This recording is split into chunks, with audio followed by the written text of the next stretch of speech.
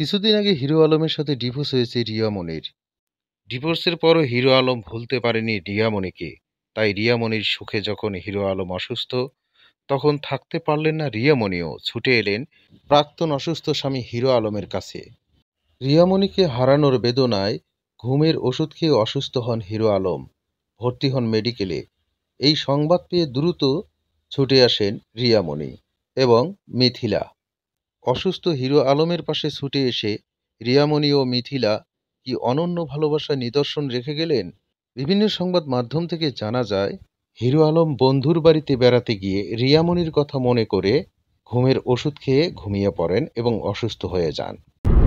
ঘটনায় রাগ রাগ করছে, মানে অভিমান করে মনে হয় কিছু একটা খেয়েছে, বুঝতে পারছেন?